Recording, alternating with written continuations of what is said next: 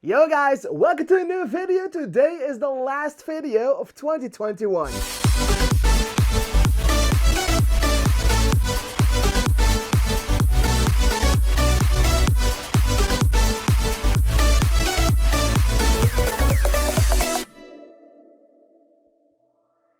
So on Sventastic, I have a tradition. It's an end of year tradition where I recap my last year and I'll put a word to it. In 2019, I called it a decisive year, or in Belgian, in Dutch, een beslissend jaar.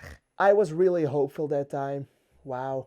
And then we had 2020. 2020 was a really hard year for me, so I called it a realistic year because all my dreams were crushed. I was placed with my head back on the ground instead of in the clouds. It was hard. It was not a good year for me. So this year we had 2021, and of course the year still sucked for most of us, but I made a lot of decisions for myself that actually were quite beneficial for me as a person. So I chose to call this year a daring year. Not again a conclusive year or a decisive year, but a daring year. Because I made some bold decisions for myself, which I'm gonna be talking about in a minute. But now you get the way of why this video is called 2021 a daring year. What would you call your year? Let me know in the comments down below, because I am pretty excited to hear your past experiences with this year, with 2021. What is the one word that you would use to give 2021 a name?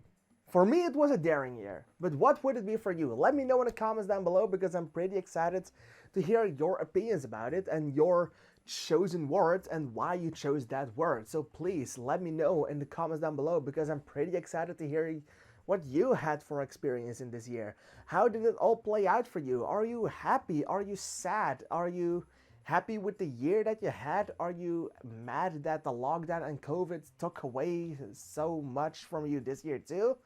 Let me know, because I'm pretty damn interested in what you have to say. But now, obviously, we can't talk about that in this video because I haven't seen your comments yet, and it's the way how the world works. But I can talk about my year, because I live in Belgium, obviously, and the first half of the year, I literally spent just in lockdown. The only thing I had was with Kevin, a good friend of mine, which you have seen in the videos about Home Alone. One of them is coming online tomorrow, so you should be sure to check that out. I did a lot of things with him, just watching movies and going to his house to just marathon movies. That's everything we did. It was like the first half of my year. I had a job, not a job in the movie theater that I currently have, because I couldn't do that because those were closed for like 8 months. So that sucked. I had another job. I worked in a kindergarten, and that was great. I really loved that. It was like before and after school, I would give those kids a fun time and I would care for them, and that's what I did. And I actually loved that job, and it was great to do that. I really loved doing that. But I really wanted to go back to the movie theater starting from January, because we were all missing so many big releases. And of course, in the first half of the year, we didn't really get any big releases. We only got Mortal Kombat, we got Wonder Woman 1984. Obviously, that already came out in 2020, but we got it in 2021, and then we were delayed again with opening, so we actually didn't get it. So I didn't get to see Mortal Kombat and some other movies in the movie theater, which was kind of a bummer, but I couldn't help it. So yeah, the first half of the year wasn't really that interesting for me up until the point that was June, because that's when things got really interesting for me. First of all, I was starting to doubt if my channel was the way I should go, but I kept that in the backside of my head. I was doing fine on YouTube, but it wasn't going the way I wanted it to go, so I was in the back of my head about that a lot. But it's got mostly to do with my work, because obviously the theaters were closed, and then in June they were reopening. and there were some spots free because some people left in a lockdown, other people came by in a lockdown. It was an interesting period, and even before we actually reopened, I got the chance to talk to my managers, and they asked me if I wanted to do the job of a projectionist in the movie theater. Normally, I was only doing the candy bar, so I would sell people their food and clean up the rooms after the movies were finished, and that was actually everything I did in there. But then they asked me to become a projectionist, a full-time projectionist, and that's something crazy because I was going from an 8 to 13-hour week job of just selling candy to people to actually running the technical side of a movie theater. It was a big step, and I was kind of scared to do that, but then I remembered what I said in my 2020 year review, where things didn't work out, is that all I really wanted to do, and all I actually had to do in my life to just be there for me, was to be a little more egocentric or ego. I just had to think more about myself and not about others. So I quite immediately said, yes, I want to do that job. It's gonna be a big opportunity for me that I already left on the downside once. I turned it down once and that blew up in my face. I talked about that in the previous video, in my previous year ranking, how I turned down that. And now I got the chance again, and I took it with full arms, and I love doing my job even more now because it worked out so perfectly for me. It was great, and of course, there were some things in that job that, well, weren't as fun. I made some mistakes in the beginning, but don't we all? And I hate making mistakes, so that didn't go well on the stress factor, but it turned out well in the end. Of course, not everything turned out well in the end, because when I was a projectionist full-time, for 1 week, literally 7 days, I fell from the last step of the stairs, and my knee is fucked up for life. I have torn ligaments, and I don't have one torn ligament, no, I have two. So 2 of the 4 things in your knee that is holding the underside of your leg and the upside of your leg together, well, 2 of them tore apart. And that's not fun. And normally you can get a surgery for that and they can fix it, but I already had a surgery on my knee once before 5 years ago, so that wasn't the best plan, so I just had to learn to live with a broken knee for the rest of my life, and that only after 1 week of working in a movie theater as a projectionist, so that was quite interesting. But I made the choice to do that and to get that job, and it worked out so perfectly for me, and I am so happy at the moment where I am in my job. I really love doing it. It's a passion for me, and it's just all I wanted. All I wanted for me was that movie theater. I wasn't feeling it when I worked in a restaurant as a cleaner. I wasn't feeling it when I worked in the children's place in the kindergarten already, but I liked that job a bunch, and I really loved working with those kids, and it was great. But it was also stressful, and I knew that I didn't want to do that. And I knew I didn't want to do that for the rest of my life, but then I got back to the movie theater, got my new job, and it worked out so perfectly for me. I am so happy in the place where I am. It's going great. Of course, following up with my channel, because I made a pretty big decision on my channel, and that is going to an English channel. I was feeling stressful because I was putting out so many videos and it didn't work out the way I wanted it to. And I came to the conclusion that what I did on YouTube, being a movie channel and a reaction channel, it just doesn't work in Dutch. It's not, we don't have the audience for it. We have a small audience, and I love everything and everyone of my viewers that was with me in those times into the first half of 2021 and 2020 and 2019 when they were with my channel, being, I'm gonna call some names, Sibe, Bas, Dylan. They're all great. So if you're watching this video, hey, I called you. You're getting a shout out for this. yeah, they are great, and I'm so happy that they even stuck with my channel when I got to make videos in English. And of course, it was a change for all of us because, well, my viewers are friends around their self. So my viewers know each other, I know my viewers, and the viewers know me. And that was something that I was a little bit worried about.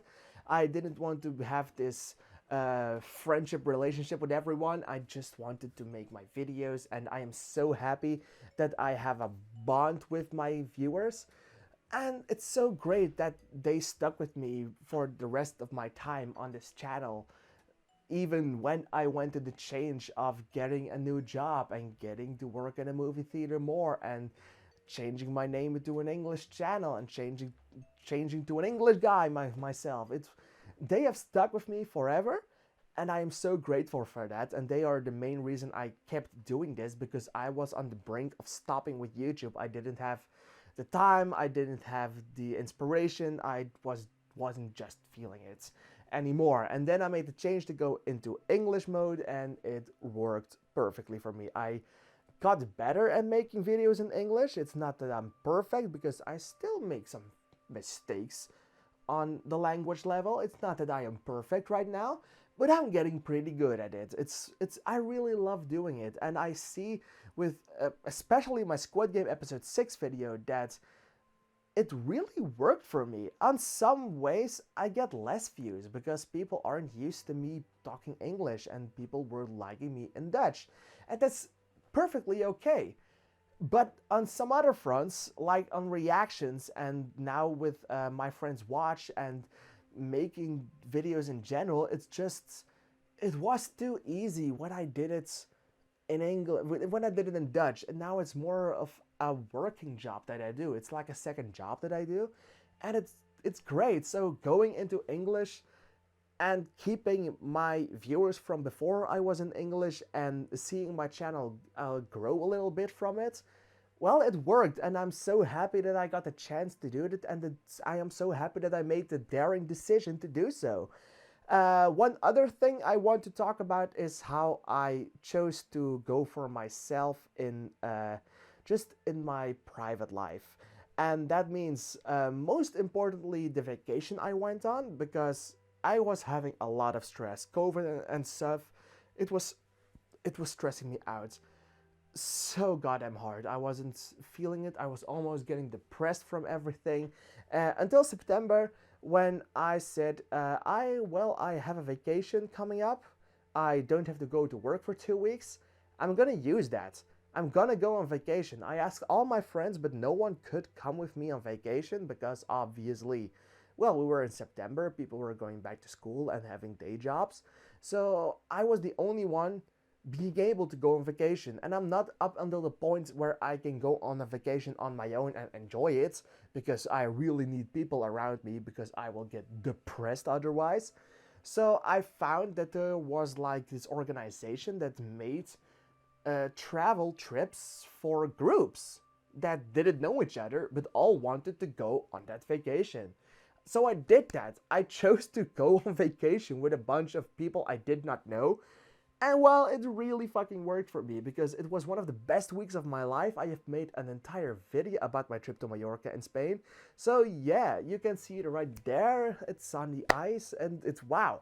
So I made a lot of daring decisions, and that's why I chose to give this year the daring rating. And obviously, well, we went back in lockdown last week, but now we're already out of lockdown.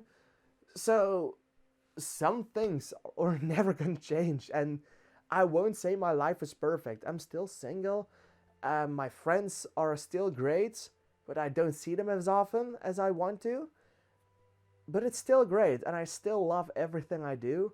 And I must say that where 2019 was a year full of hope, 2020 was a year that brought it all down. I was getting really sad with myself and sad with other things that were happening in my life, and it wasn't a good year, and I almost cried in that video just talking about it. But I must say that because of how hard 2020 sucked, I could manage to do some choices for myself that made 2021 one of the most daring years of my life and one of the most life-changing years of my life. Getting a new job, changing my hobby so drastically, going on vacation, and still being single. Alright, so in the end, I must say that 2021 didn't suck for me. There were obviously a lot of points in this year where I wasn't feeling myself. Up until this point, last 2 weeks have been so incredibly changing for me, going from a job to jobless to a job to jobless like 3 times a day, having all those COVID shit over me, all the stress from people around me talking about COVID, what's really stressing me out. And it's a hard year for everybody, but I'm so happy I could manage to give it a place to become a better version of myself. And I'm not there yet. I'm still getting to the point where I can say that I am really happy to be who I am and that I'm really happy to be who and what I am. And I hope that in 2022 I can show you that more. I hope that I can show you more of my other side instead of just talking about movies, just more about being me, more about how my life is going, more about the freedom of being an adult, of living. I'm not gonna make predictions for 2022 because obviously COVID is still around and obviously we're gonna get into lockdowns again. It's not gonna change anything this year. It's only gonna get worse probably because that's how I managed to go through this year and last year. Just think everything is going to get worse and well, you can never get disappointed. It's like MJ said in Spider-Man No Way Home, one of the greatest movies of the year and something that really kept me up. I want to talk about that for a second. But when MJ said, well, if you expect failure and if you expect disappointment, you really never can get disappointed. And how incredibly sad that is. I bit on my tongue, that was also quite sad. Ow, that hurts like a motherfucker. Ow. But how sad that is, actually, at some point, it's right. She's right. And I learned that the past 2 years, and it's not the way that you want to live your life, thinking and only hoping for disappointment so you can't get disappointed. Well, that's something I want to change in 2022. Being a more optimistic person. Being more there for myself and for my friends. Being a good man and not a perfect soldier. Because with great power comes great responsibility. And that power, well, you only have that yourself. And you only feel for yourself how much of a power you are. And I don't mean power like in the governmental power or power over everybody else. No. Just the power of you. The power of staying true to yourself. The power of being yourself. Spider-Man No Way Home, well, it was great, and I love Spider-Man, and that was keeping me up a lot in the past month. And I just wanted to say that. And Uncle Ben said it dearly, with great power comes great responsibility, and I just want to add to that, that you don't have to be strong, you just have to be strongly a believer in yourself. Because I know you can do it. I know you can. I know I can. Look at me. Thank you for watching, and goodbye.